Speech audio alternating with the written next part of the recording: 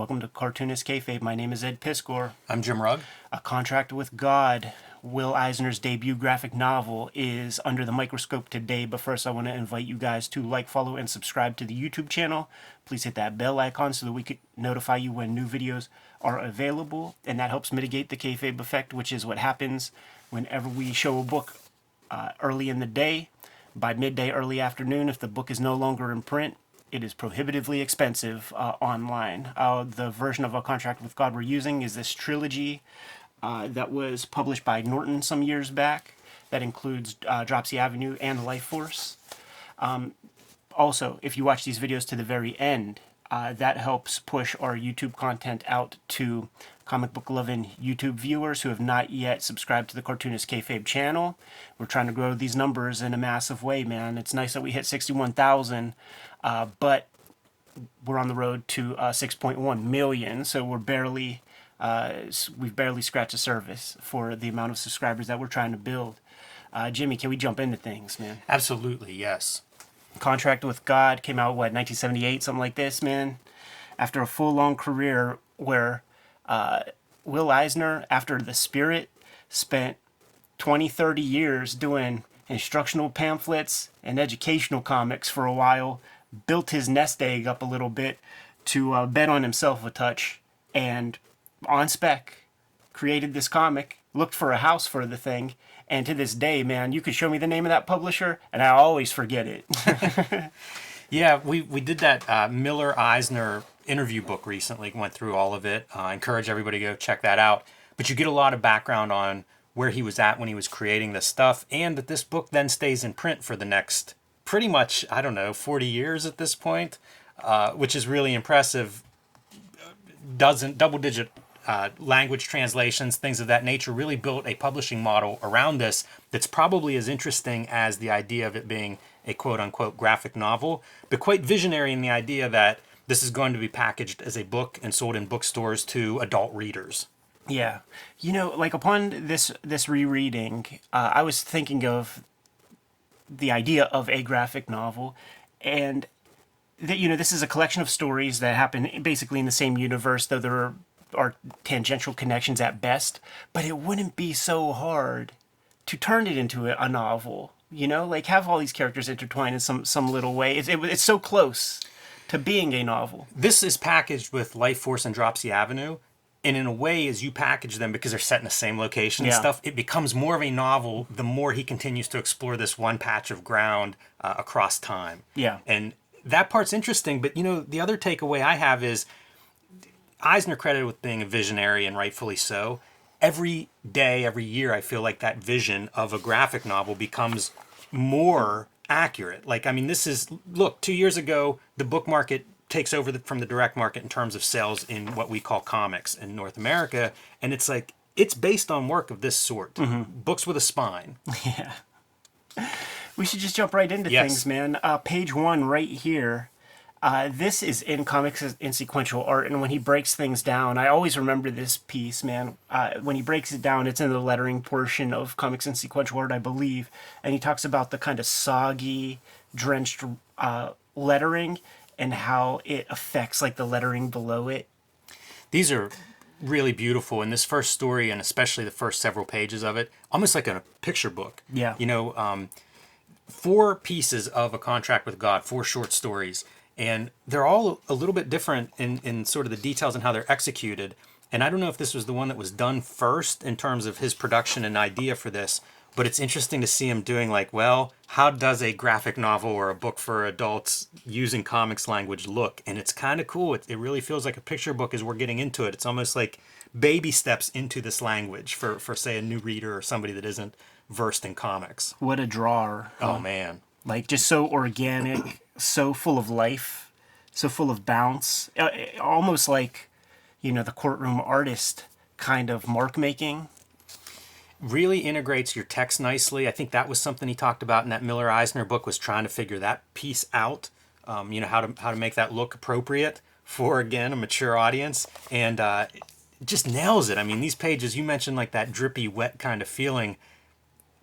The best rain in comics.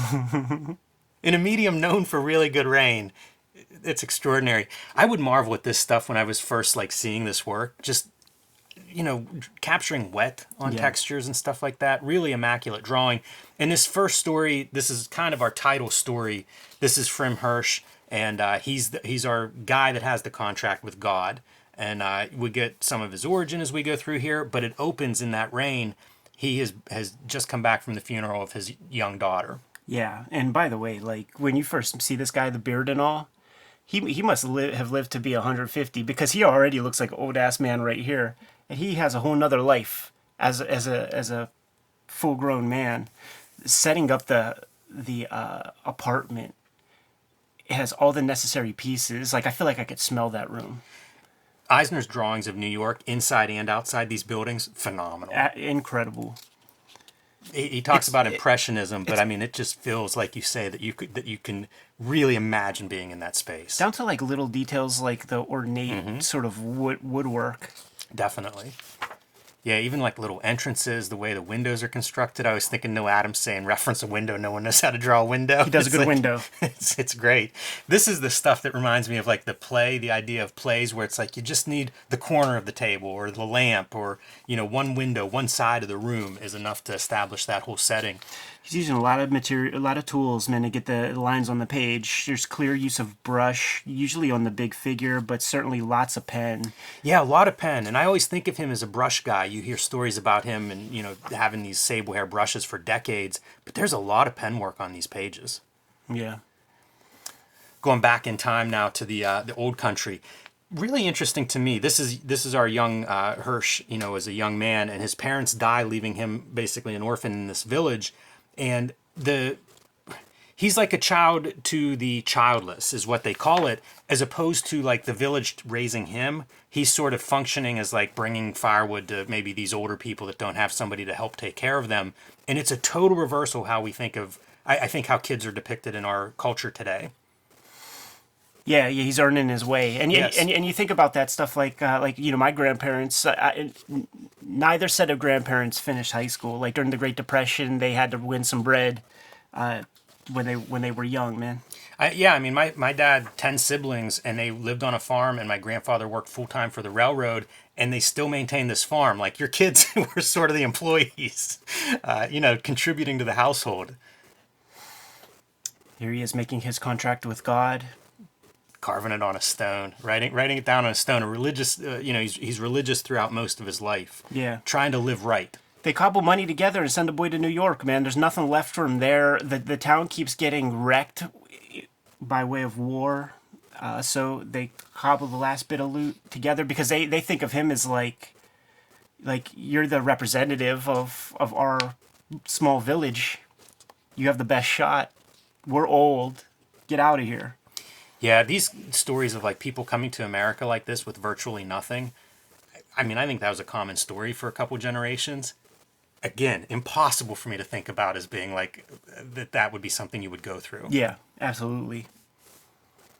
He ends up adopting this child that's left on his doorstep. It's not his biological daughter, but nobody can't find a home for her basically because nobody knows her origin. So he ends up taking her on as his daughter, and that's the daughter who, when the story opens, he's just buried. And in the introduction, Will Eisner says he lost a 16-year-old, his daughter was 16, died from leukemia, which is a story I had not heard before reading this introduction. It's not something that he talked about much, and it happened years before this story, but he said he'd never really dealt with it, so it was still on his mind. And a lot of elements of this comic are presented as if they are autobio to some extent, memories of his from growing up in a similar situation, but these elements that find their way in. There are bits. I mean, it feels real in a lot of, you have your melodrama throughout and stuff like that, man. But like, there's a lot of this that just feels like it would be tough to make up. Just as a cartoonist who sits around drawing all day, it just has like certain kinds of nuance that feels lived in. This two-page spread here, I think, is really reflective of his theater stuff. We often think about like limited props, but look at the lighting on this. Yeah. In addition to kind of like his props and staging and body language, which is on display everywhere, the lighting is really a third element that shines throughout this story. As a visual motif, when our guy's speaking with God. You get lots of thunderclaps and lightning. So that's an important piece. Look at the atmosphere, dude. Just the way you decide to put those lines down creates wind. Make note of that. Look at these windows, dude. Like, yeah, there's no caulking around those seams. No, no, your candle will blow out when you walk by that window. And this is him pretty much disavowing the religious life that he's led, saying that God let him down. You know, he maintained his contract, but why would he take his daughter? Yeah, did good works, all that stuff, man. Spits on the contract, chucks that shit the hell out.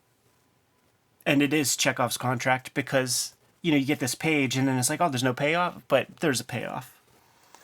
And we have like 8 days of raining following this. Flooding in New York here all around the building.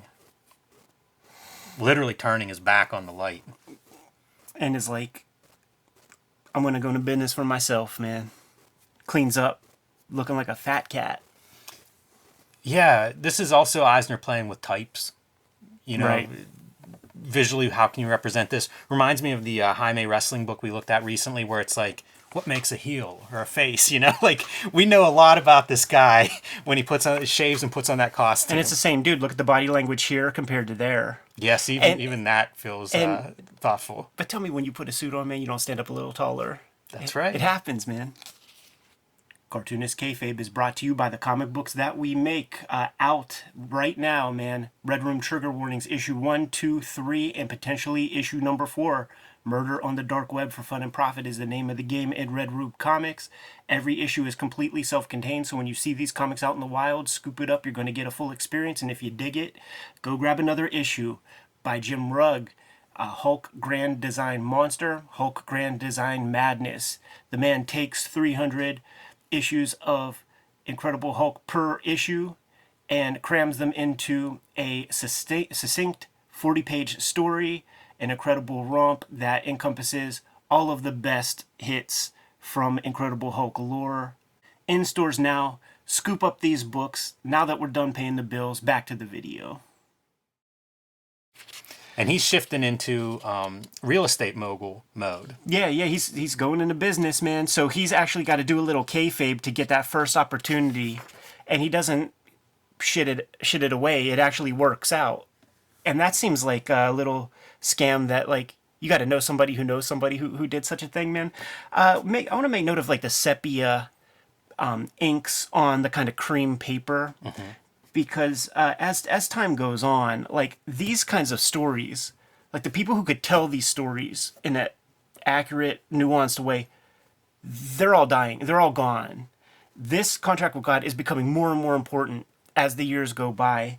And even when I first read it in late 90s, early 2000s, that cream paper and that sepia, it just made it feel like of that time. It's almost like the first example.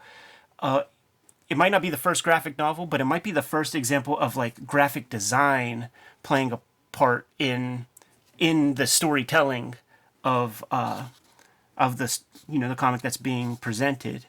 Yeah, it's a good point.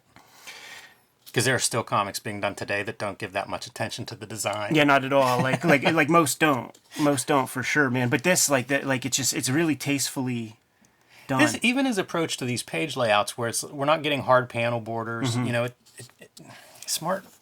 You know, the work is just so smart in that way. That ability to kind of like have your narrative text along with your text within the panels.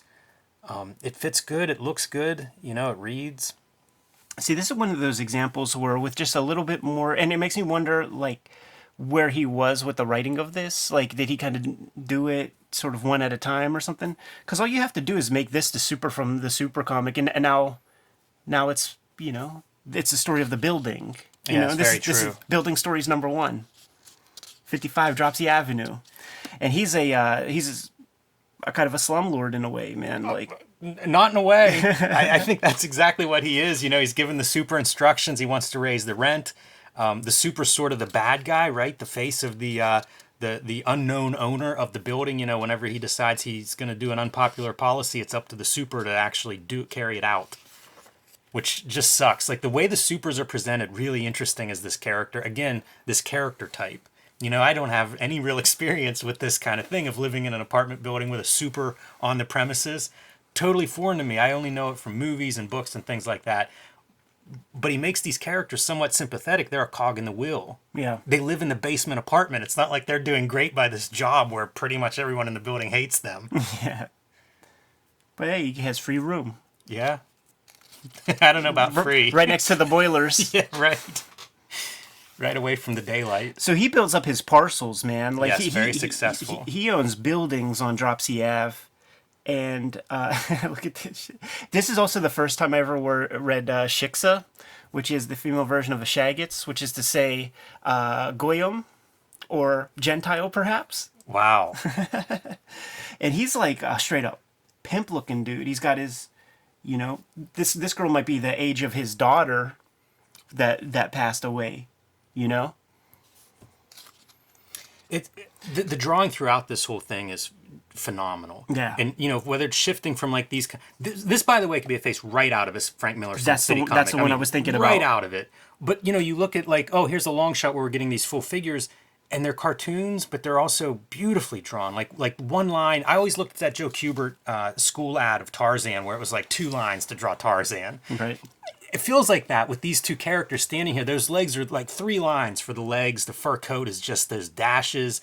And also, each of those pieces of clothing, they tell you something about the success of these characters. It does, yeah. This is upper middle class, upper class kind of characters based on how they're drawn, and not much else. Like a couple of props in terms of their costuming, and you can just assume a lot. Real archetype, or should we say stereotype? Like this is a flapper ditz bimbo who's just A trophy wife. Yeah, totally, man. And when we go back to home, she wants to still have fun, man. But he's like, listen, I got things I'm thinking about. Look at the silhouette.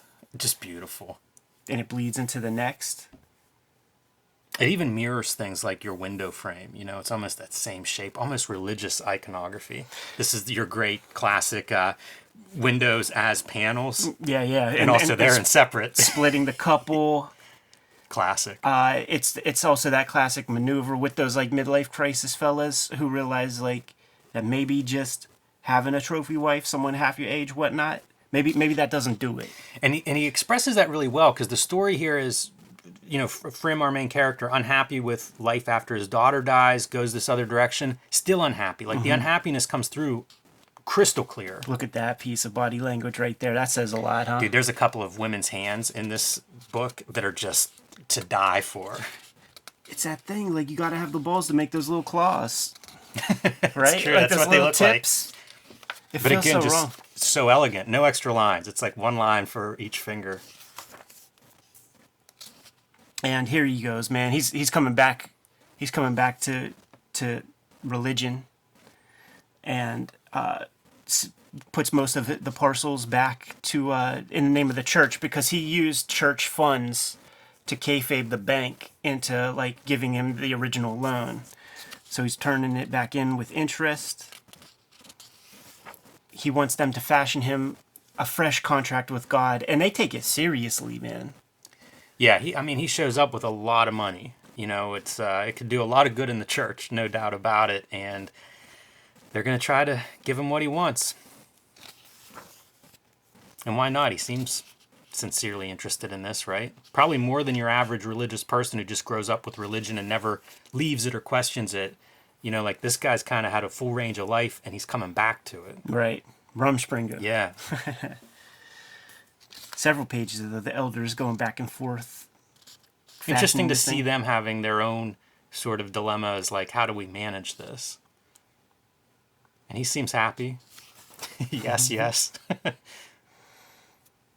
This right here. This is that stuff where it's like, Will, when you're talking about your highfalutin stuff, maybe you don't have the guy biting the contract.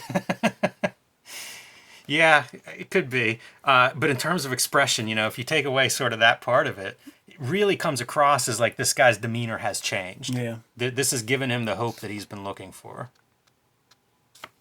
The ceilings have risen, man. He's no longer the tenant there at Dropsy Ave. And as one could have predicted, man, he's sitting there talking to God. and God strikes him down with vengeance and furious anger. Yeah, it feels like an Alanis Morissette song. The lightning destroys Dropsy Avenue, all except for 55 Dropsy. Real estate tycoon dies. Boom. And we have the epilogue, Chekhov's contract with God. Look at some of this stuff. This is that lightning strike you're talking about, burning down most of the buildings around, but like these dashes of line of like ash burning off the buildings. What a contrast with some of the atmosphere that we've seen up to this point with the rains and the clouds. And the smoke making the panel border, kind of. It's phenomenal. And what do we have? Another little outsider kid shows up in Dropsy Avenue. He's having problems with some of the locals there. Stands up for himself. Whenever the bullies come calling, man, he's slinging rocks at them to keep them at bay. I love seeing the planes delineated with light like this. This is something I try to pay attention to more and more lately, man, where you see how the character's bent, the light's hitting the back, and you just put some lines there. It adds so much depth, man. Oh, He's yeah. so good at that. Definitely. And also nice the character's facing this way, going the other way whenever he's now throwing the rock back. Yeah. Face one way to pick up the rock, turn the other way once you throw it. The drapery fascinates me, usually around the folds of the knees, because like nobody draws them like him, except for like maybe Jack Davis would kind of do that, and Yes. it makes me wonder about like the starch in those pants, like it's like a stiffer material or something. It's kayfabe folds. It is looks kayfabe amazing, folds. but it's definitely a shorthand, not like a reference. It doesn't feel like it's being referenced. Every now and then, though, man, those folds lay. You know, it's really sharp. And of course, in the process of throwing rocks, he finds the contract with God and kind of carries on that legacy. Yeah, man, it's like that classic Jack Davis Two-Fisted Tales story, man, where the revolver changes from hand to hand. 2, the street singer. What a range in terms of stories. Like Yeah. if you're just trying out this new format, there are some big leaps. And you know, I think that the difference in tone of each of these stories is one of those big leaps. I feel like this sentence right here is the impetus for the whole story, man. Like, imagine being a little dude and you hear these fucking drunks out in the alley singing. No one knew much about them, and it's a little boy with imagination dealing with this. I think he's coming up with some things. You know what's incredible? If you're looking at the, you know, I'm sitting off to the side looking at this. It's almost like these are your vertical buildings. Like we've seen that drawn 100 times where these are your vanishing lines are back here somewhere and this is street level. And then you realize you're actually looking down from the top. Yeah. It's such a cool, you know, like that's the fastball. When I think of Will Eisner and having his fastball, it's like that's such an inventive page layout. There are some incredible compositions that we're going to see throughout this story in particular that are worth pointing out. You mentioned people throwing stuff down at him and everything. The intro Eisner talks about, again, this is real memories that he had. And he'd throw a penny out, but some guys would they'd wrap something in paper, and then the guy would go unwrap it to see what the coin was, and it wasn't anything. It was like just kids messing with him. But of course, how else could it go? And somebody recognizes that his voice has talent, this old washed up singer. She sees a star in the making there. Yeah, she does, man. Her career was cut short with a bad marriage to a wife beater who's no longer with her, and she's going to turn this guy's career into a career. That almost looks like Will Eisner. There's one right here. You know what? I was looking at her face. It's so interesting because you don't see a face like that too often. You know, we often talk about cartoonists, monthly cartoonists have like two, you know, a man face, a woman face. This is such character, and it reminds me of like some of the European graphic novels I've seen where it looks like, oh yeah, they're drawing people all the time. Right. And you get, as a result, different faces, different cast. Love seeing how he builds these hands, man. Great hands.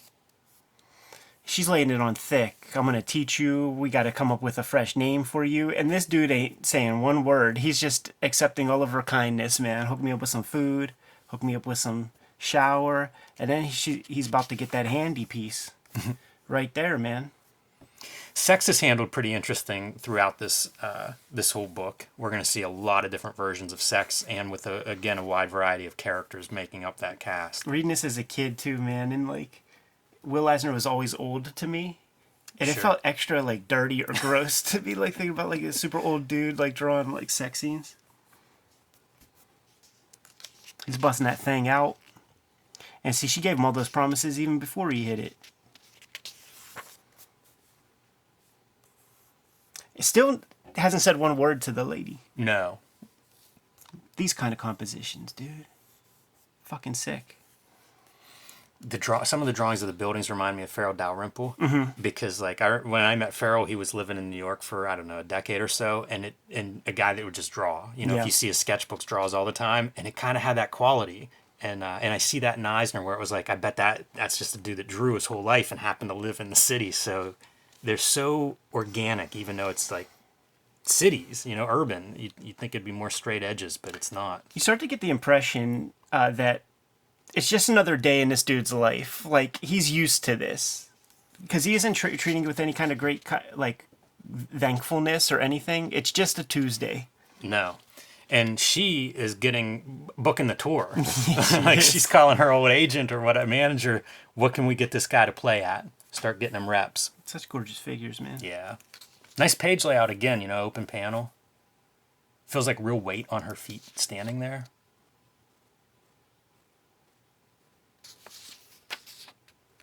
Is this Prohibition? I don't know, because he ends up at a bar. Yeah. When's Prohibition end? Late 20s? Yeah. Early 30s? Yeah, I guess this would probably be after that. But of course, he gets a nice payout from that lady, and what's he do? Buys as much whiskey as he can. Like $15 on whiskey and $5 for the family to live on? That's right. And man, this guy's a scumbag, right? Beating his wife, throwing his baby. Yeah. And it's Living in that kind of the body, man. same story that our singer, the lady singer, tells him about her husband who was abusive, and thankfully he's passed on now. And then we follow this new singer back to his house, same kind of scumbag. Yeah, yeah. She was a dancer, like on a show dancer. Married an accountant.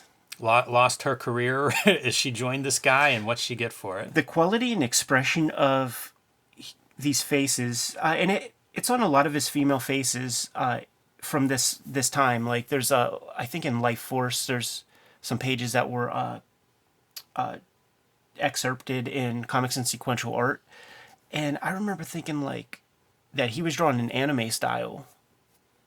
Yeah, it's a good point. Even like the dude figures, it's very minimal, some of the lines that he needs to make an expressive face, even when it's small. It's crazy. Bust a bottle over his head. And that's all he's worried about is his precious bottle. You broke my bottle.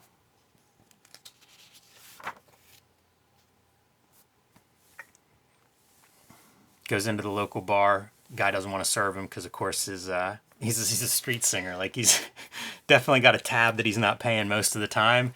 But he's on the up and up, man. He's got this new manager. He's going to turn this thing around if he can only remember where she lives. Right, yeah, all those alleys look the same. And then the guy's like, God damn it, you did it to me again. Suckered the bartender again.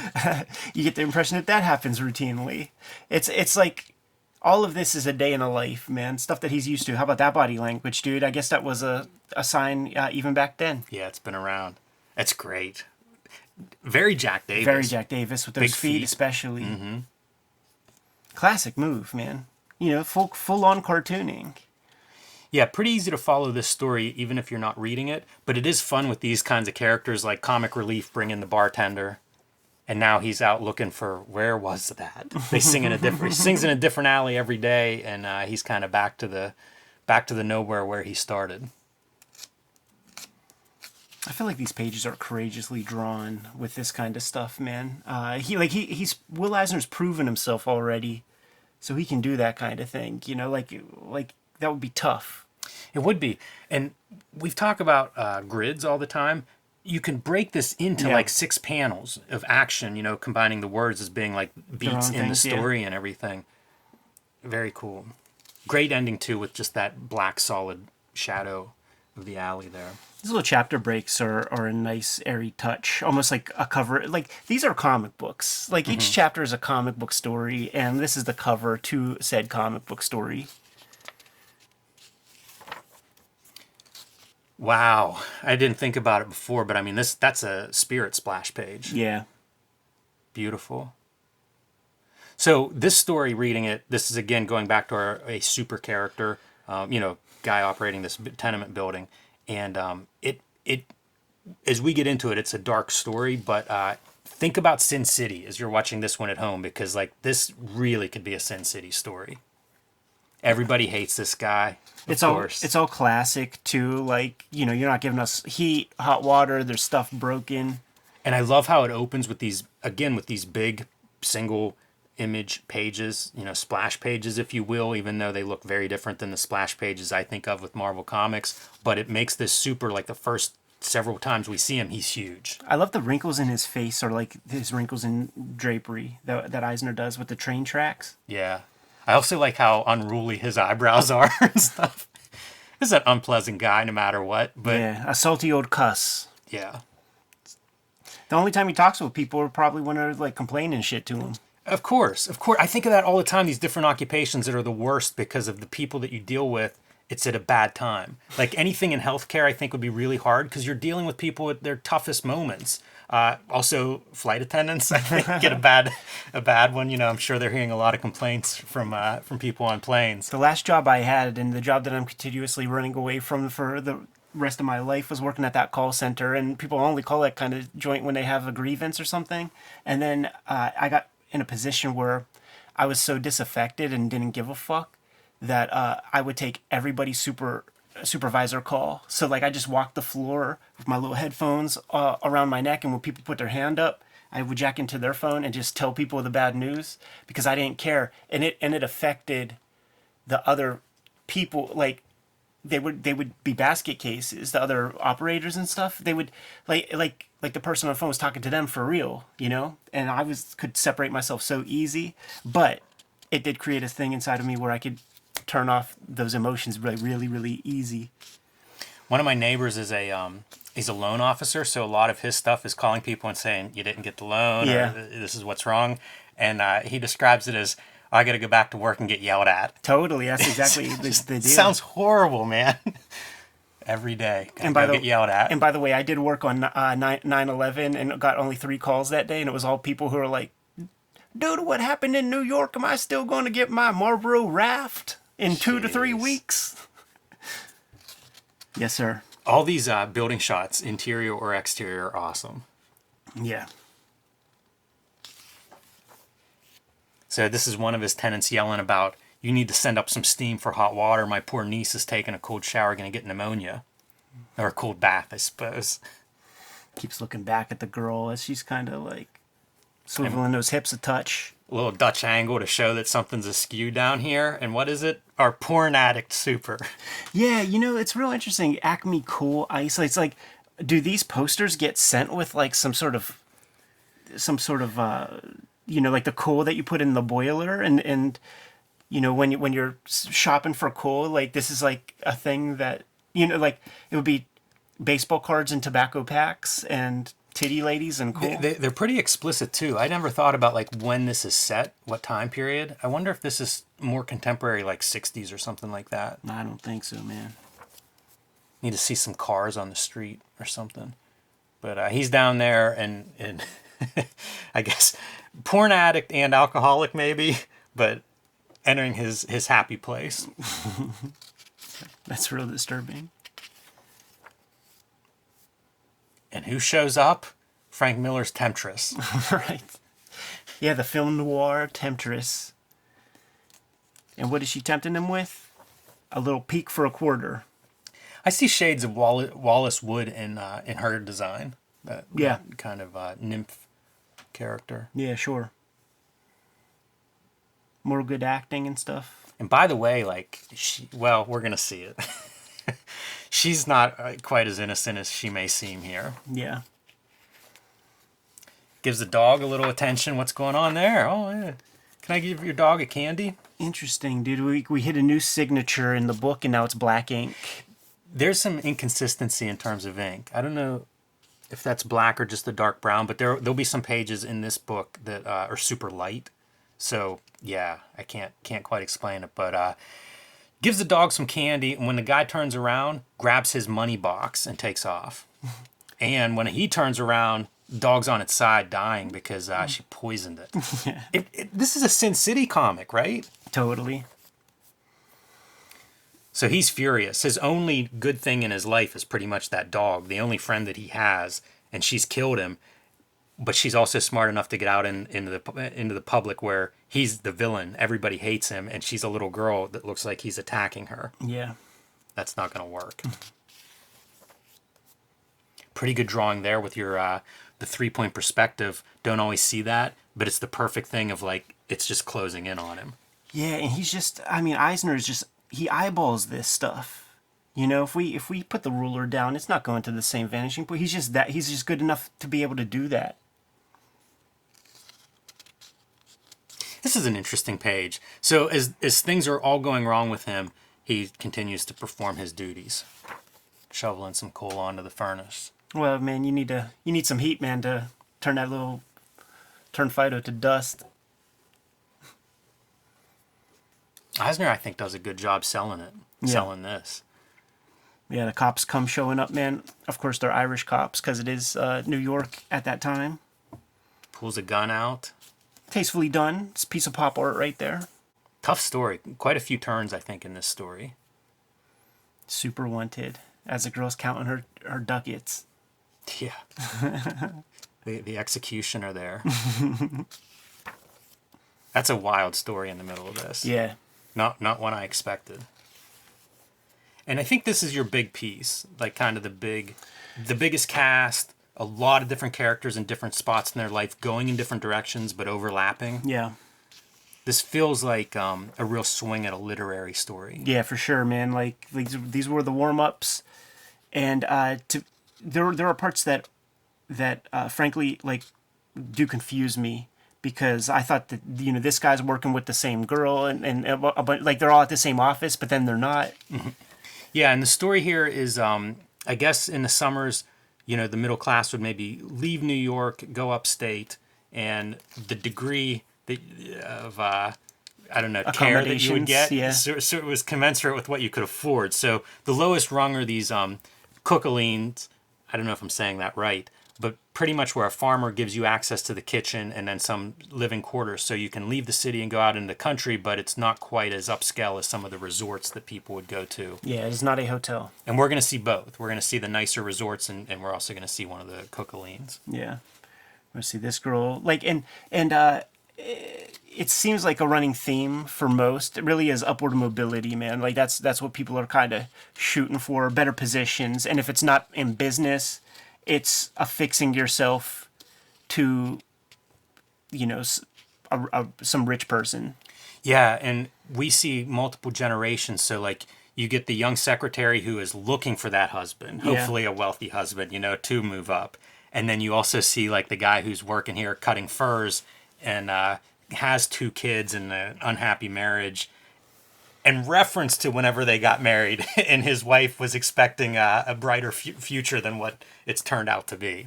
This is one of my favorite compositions in the whole book right here. First off, those windows look super solid. I was like studying these window frames and stuff, but seeing the adjacent building like through that window, it all feels really, really solid. I'm looking at the carpet that's a little bit up off the dirt, off the ground a little. It's set really well. Like, this is a beautiful drawing right here.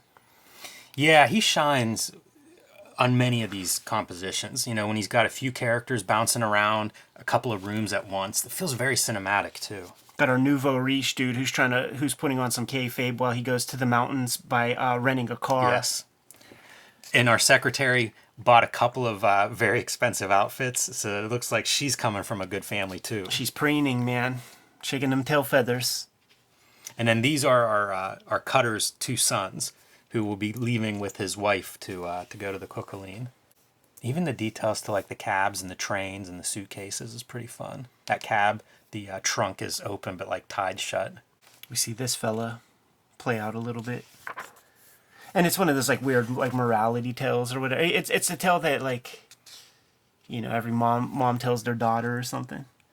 Yeah, some of it is simple. I guess it's melodrama. Yeah, but still just good comics. It like where Will Eisner gets jammed up and where people like are sort of dismissive is when he gets really like on the high horse, and then when you read the stuff, to me they're good comics, but they're not what he says they are. Mm-hmm. Yeah, one of our main characters, he's going up there to play in the band saxophone, but really he's studying for his medical exam. He's going to be a doctor. So doesn't look too good on the surface, but a pretty good catch maybe if you were to hook up with him now as he moves into the medical field. It's an investment, man. He's like a stock, you know. It might be low right now, but that shit's going to the moon once he does his residency. And everybody, like all those dudes that are working here, like wait staff, and one's like entertainment coordinator, so like dancing with all these married women, they're all teenage young men looking for girls. Yeah. What drawings, dude? Yeah, that's fun. All of this. And it seems like he put the brush down in a lot of this like late part of the book, man. And beautiful pen work. All the different textures that you're getting, the stone, walls, all the foliage, the old wooden deck. It's so considered. And I mean, man, this room is just an evolution of like the little peasant hut kind of thing. Like, you know what I mean? It's 50 years after that or something. Airbnbs.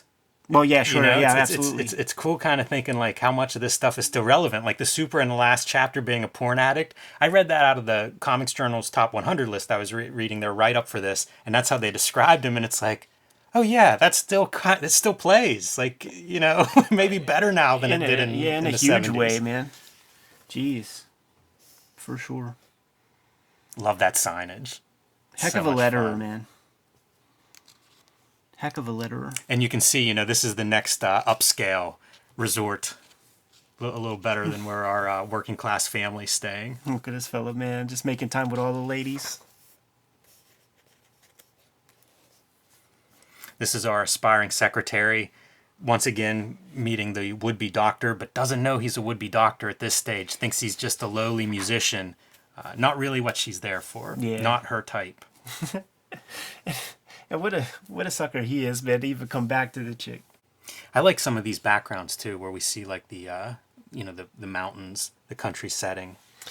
Part of my full moon zine. Real employer of that physiognomy, or however you say it, kind of thing, where it's like the shape of a person's face is an indicator of their personality type and shit. Because, you know, this is like snake-like.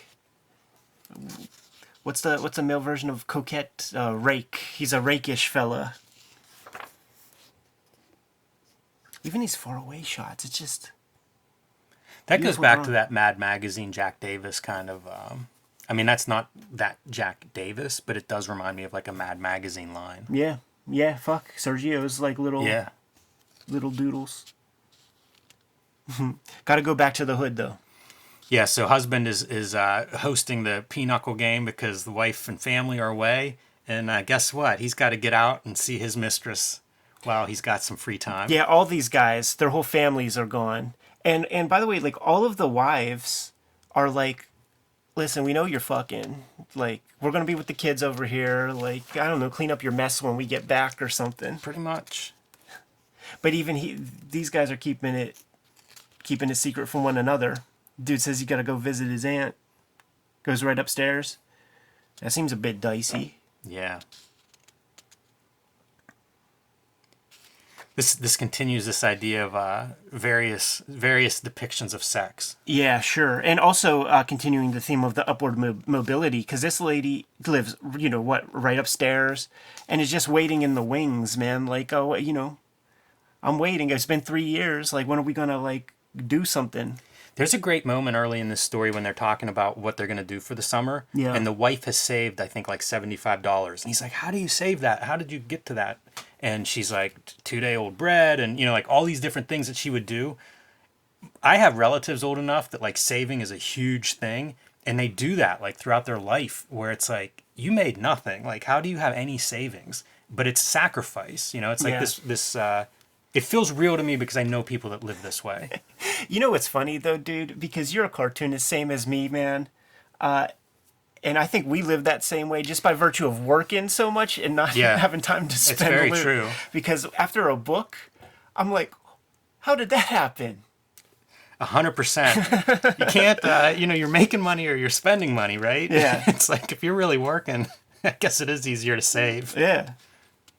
But I actually like that part. Like it felt like a very clear division of labor in a family situation. Because like nowadays, those lines are like, it feels more murky or more blended because it's working families and like who's the one cooking, like all that kind of stuff. But that really highlighted like what the stay-at-home moms did like back in the day. And my mom was a coupon cutter and shit growing up when she was like more stay-at-home.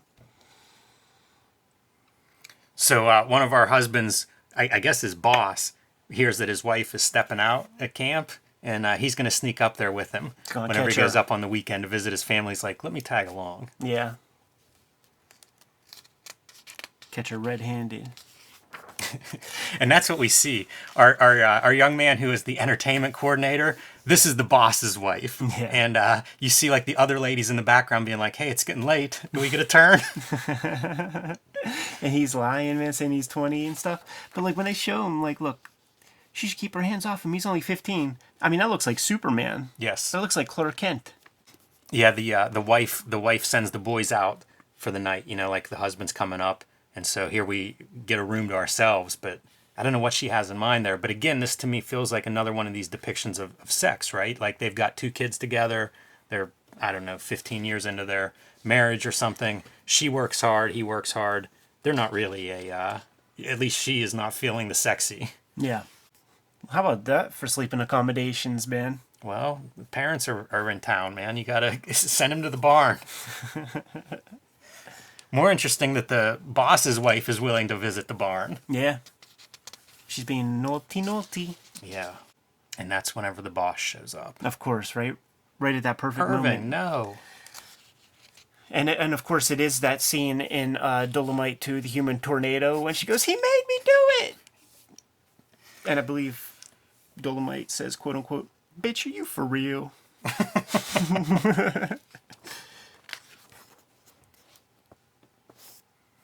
This is a pretty kind of wild scene, right? The boy watching like this married couple first domestic violence and then leaving together. Yeah, and making a baby in front of him and stuff.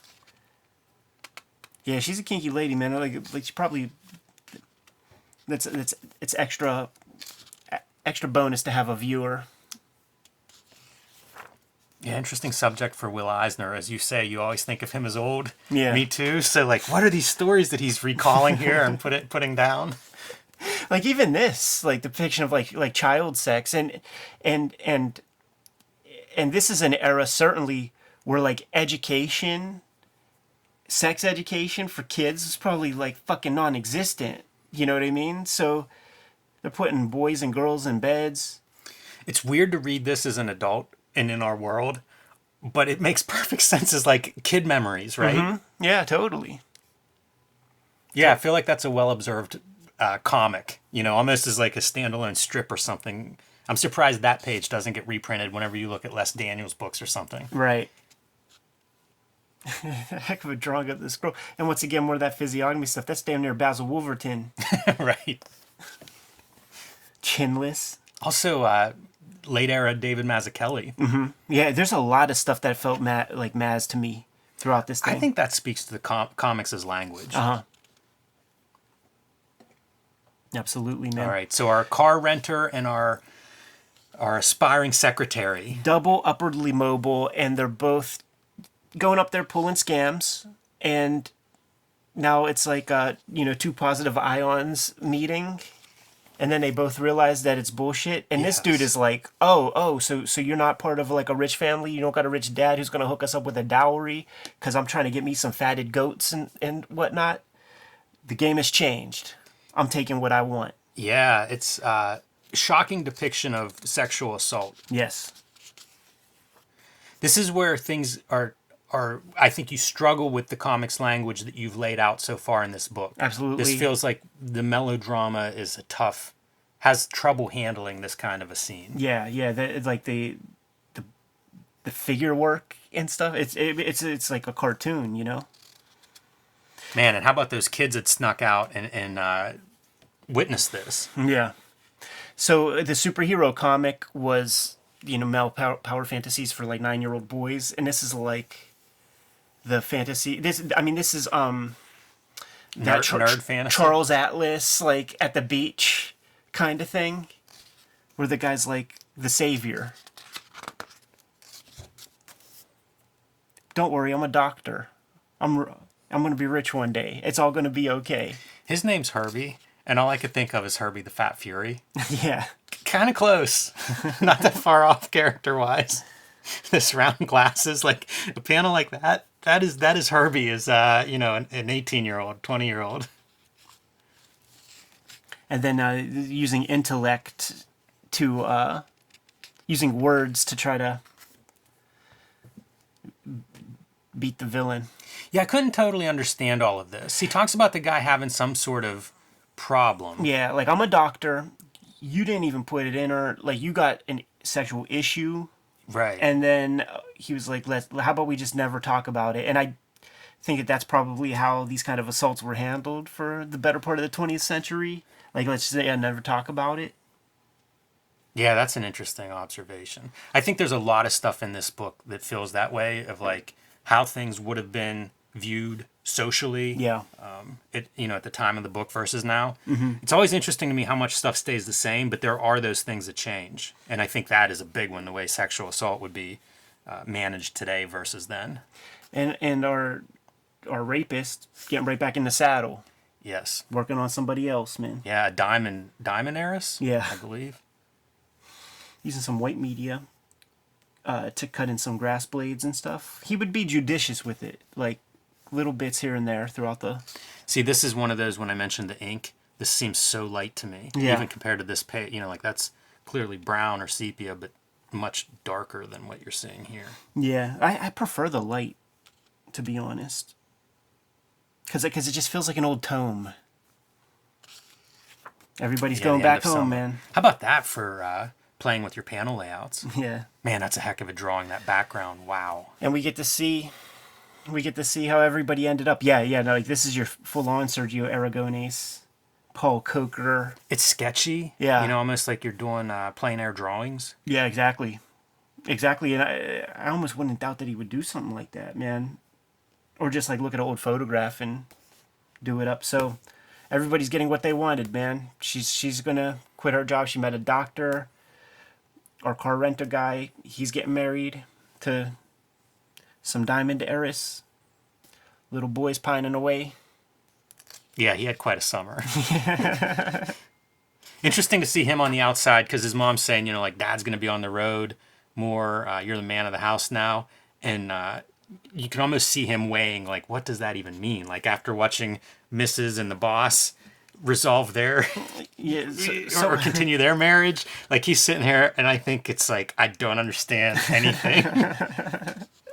I feel like this might be a new page, man. It's possible. Yeah, I don't remember seeing this page in the OG. It's a great drawing.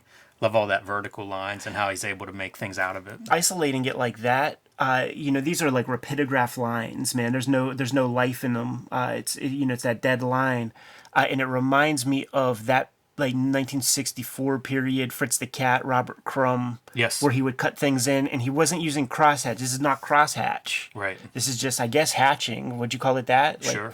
Like it's all the same. All the strokes are going the same kind of vertical to create the different values.